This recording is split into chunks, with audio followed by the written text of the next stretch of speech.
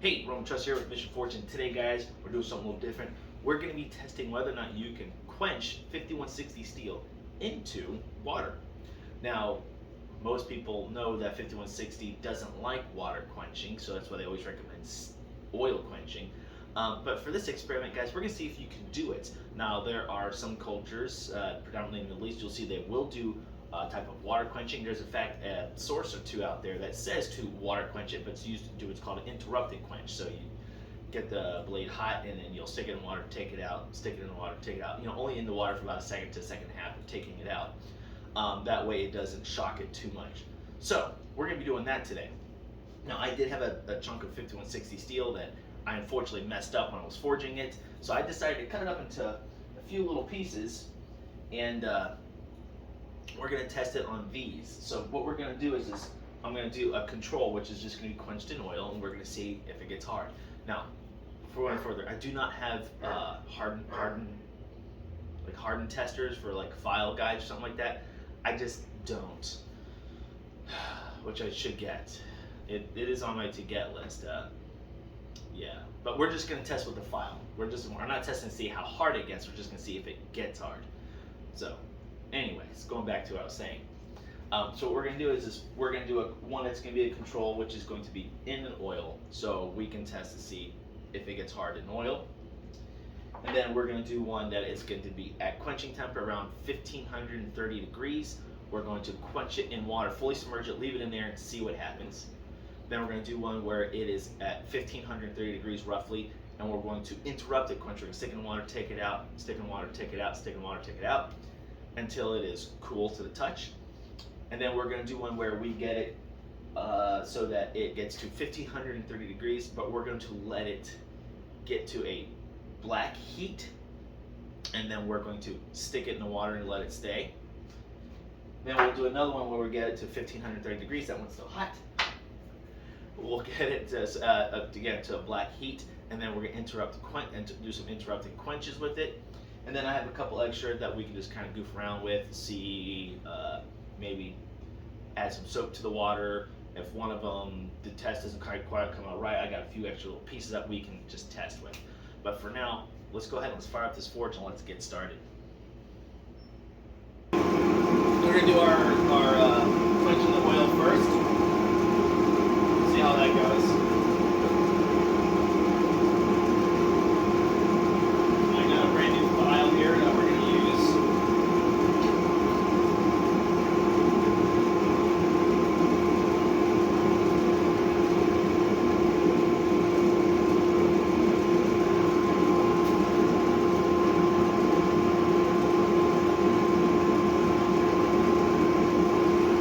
What I should probably do is remove the scale off of this real fast too, so I can really test and see if it's hard.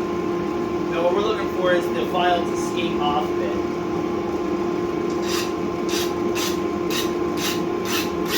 Escapes nicely. So, I don't know if you can hear the difference, but if I take the piece here that I messed up, and you can feel it catching big time. So, the control of the oil quench is done. Now let's go on to getting it nice and hot and water quenching it.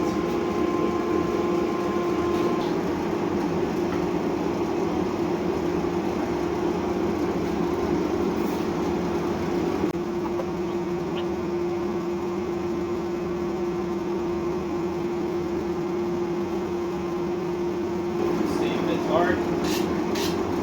Oh yeah, it's hard.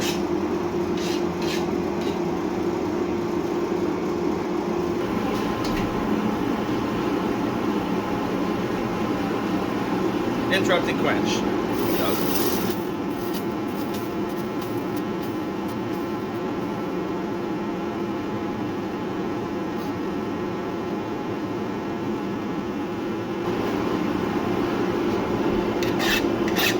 So that catches it a little bit better, but it still seems like it's still seems softer, say compared to this one here, which was the one quenched in oil. This gets off a lot easier.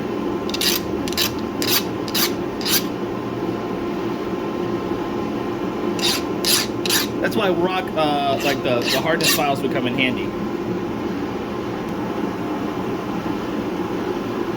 So we're gonna just kind of let it get cool, and then we'll quench it.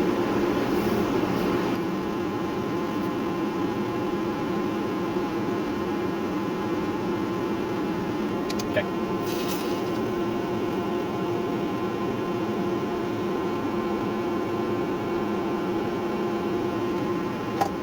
Let's give it a little test here. Yeah, it's still soft, so it's catching pretty good. So if I compare it to the piece that has not been hardened, yeah, it's a little harder than this.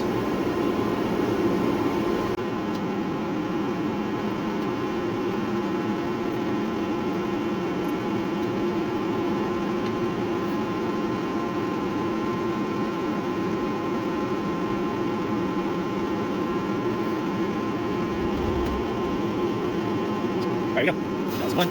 That was one. That was one. That was one. That was one.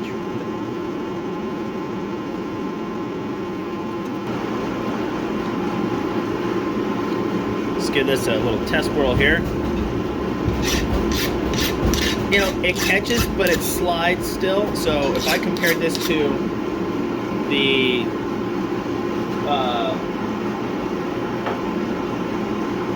one that hasn't been hardened or anything like that, this one catches a lot easier, so it's still hardened.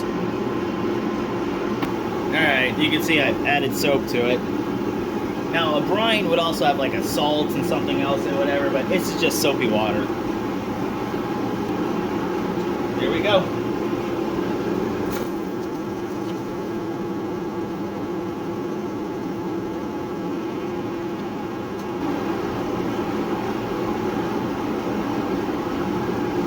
Let's see.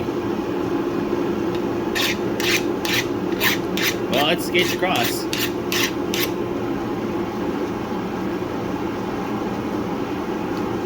Alright, we'll let this one get to black heat, and then we'll do a full quench on that.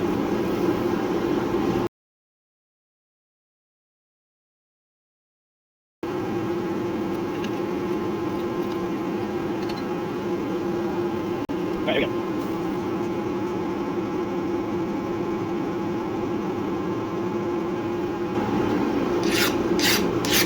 Still kind of slides right off.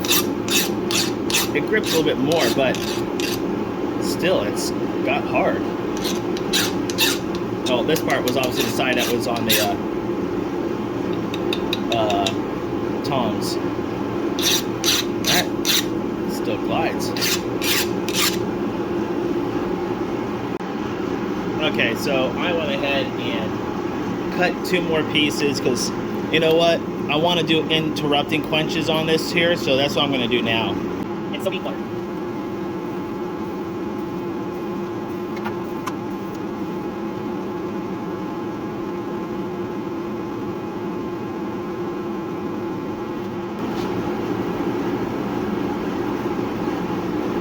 Let's see. Skates. Try the other side, just make sure. Yeah. This side must have been the side that the tongs were on, but still.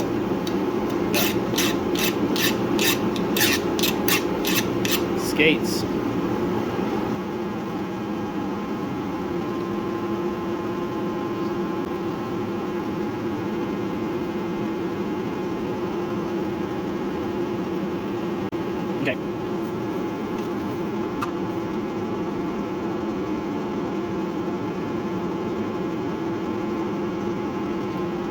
Okay.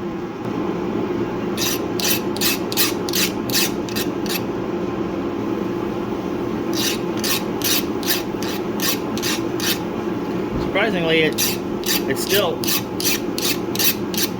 skating, so that's pretty cool. But I'm gonna do another test, so we'll be in a couple of days with this. But right now, let's clean it up and see if we can see any cracks or anything like that.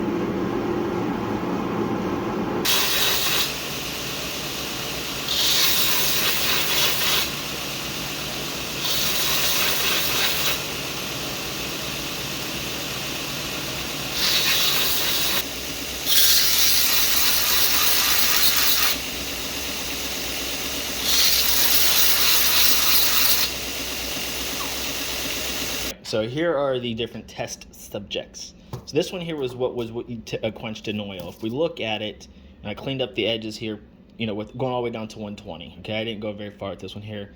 Yeah, I know it's all messed up here because of that, but it's perfectly fine and it's hardened. Once my rock hardness test filers come in, we'll see what the hardness is on these too. So that should be in within the next day or so.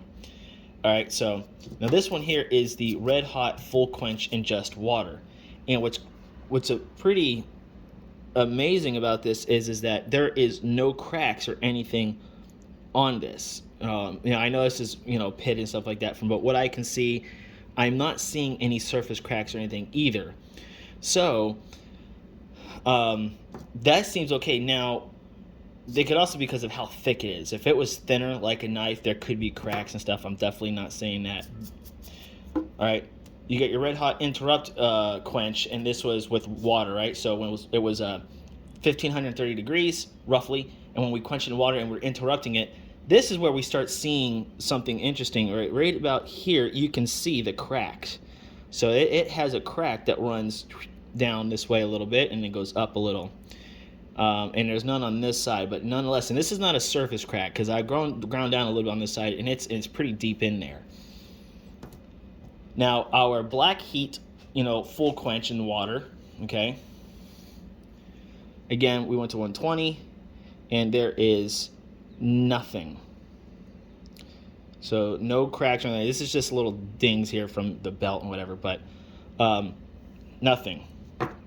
Now our black heat interrupted quench in water. These give us interesting. So this is the first one where the camera just stopped on us, but I'm going to show you the results anyways.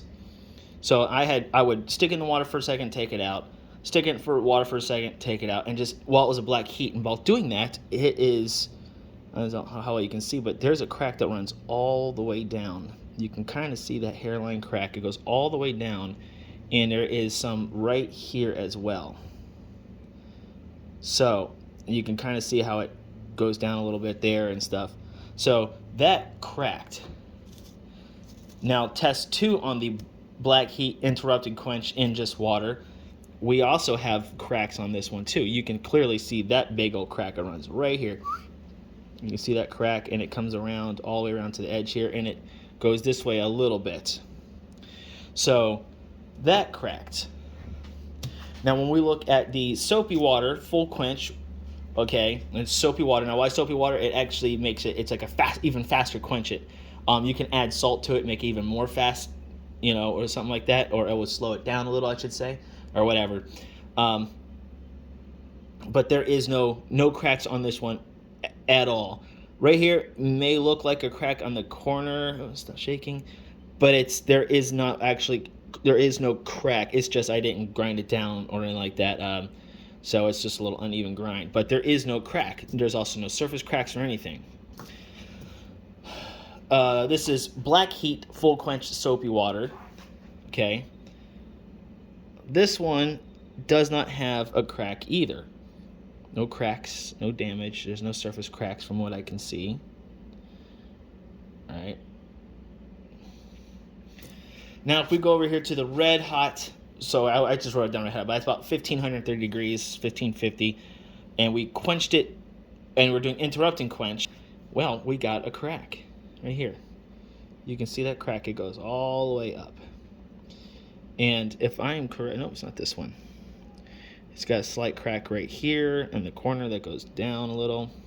All right, so the black heat with Soapy Water interrupting quench, we also have a very small crack on here, and it's very hard to see, even with the naked eye. So it could just be a surface crack. We need to go a little deeper, but it goes. Let me see if a little light will help. A little better. You can kind of see it goes this way. There's a crack that goes right up that way, and you can kind of see it in the light there. Okay, so our test results so far have been pretty interesting for me, at least. Every single piece of steel that we quenched, minus the one that was in the oil, that one came out fine, that we quenched in the water or soapy water, be it at about 1530 degrees or black heat, and we just let it stay in the water, didn't do interrupting quench, none of it cracked.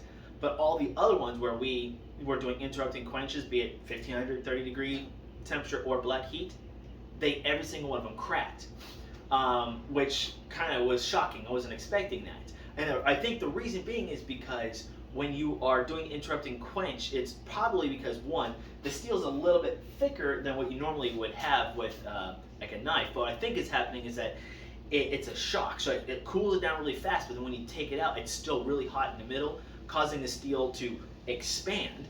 And you put it back in the water again, shocking it, contracting it really hard, taking out and expanding again as it warms back up. And you keep doing it over and over again. So I think that is why. And I think that's also what probably prevented the steel from cracking when it was just fully submerged, because of how thick it is. So the steel would be submerged in the water, be it soapy or regular water. And what was happening was because it was so much thicker than, say, a knife, it was able to cool down a little bit slower and not stressing it as much, not causing those cracks. So far, this test is coming out interesting. Now, we're not done yet, because I did order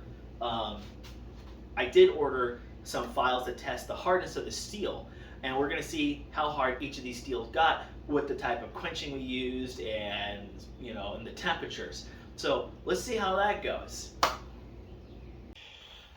Okay, so as you can see, guys, I got my file test kit here to test the hardness of all the steel. Now, I already got all the steel numbers and everything else like that. I just kind of want to go through this real quick and show you how I got it, so you know roughly how to do it. So I'll take this one here as an example. What you're going to want to do is you're going to want to start with normally the highest grit or the highest hardness file, such this case here is a 65. Real quick, I have to remember too, the tongs actually affected the hardness from one side to the other. It's crazy. So one side will actually be harder than the other. But what you do is you'll go to, you can try to get a mark on the edge here by just kind of scraping it. The problem though is it's hard to see the marks when you do that, because it's 120 grit sandpaper thing I used. So you just go to the edge and you see where the it leaves a scrape or scratches or something on the edge here. So if I go here and I go across, it leaves a bit of a mark on the edge there, and it's hard for you guys to see. I'm sorry. In this case, I already know the answer. So what we'll do is you then just keep going down the different hardnesses until you no longer see the hardness thing. So, for example, if I take a 40 and I go to an edge and I scrape across, there is no mark where the 40 was at. So if I go to a 45, again, no mark. If I go to 50, and I finally see a little bit of a mark, very little bit of a mark. So what this tells me is that this is between 45 and 50 Rockwell hardness. So that's how we got our hardness testing these. Okay guys, so now the testing is done, what is my final thoughts? Well, first off guys, at the very end of the video where you can pause it, I'm going to put all the results up. You're going to see if it's going to be at 1500 degrees, black heat, full quench, interrupting quench, and what type of quenching medium was, so oil, water, soapy water, and you're going to see what the Rockwell hardness is. I'm going to put in there probably like RWH Rockwell hardness, and I'll make a note if the steel cracked or not. And you can see all that at the end of the video, so you can pause it and actually kind of get the results there. But I want to tell you my thoughts on it and what you should probably do. The first thing is this, guys. All the steel that was fully quenched, that's 1530 degrees, fully quenched, either in oil, water, soapy water, all got to the Rockwell hardness of about 60 to 65, which is normal. I believe it's supposed to be normally 61 or so. So it came out pretty good. Now, but keep this in mind though.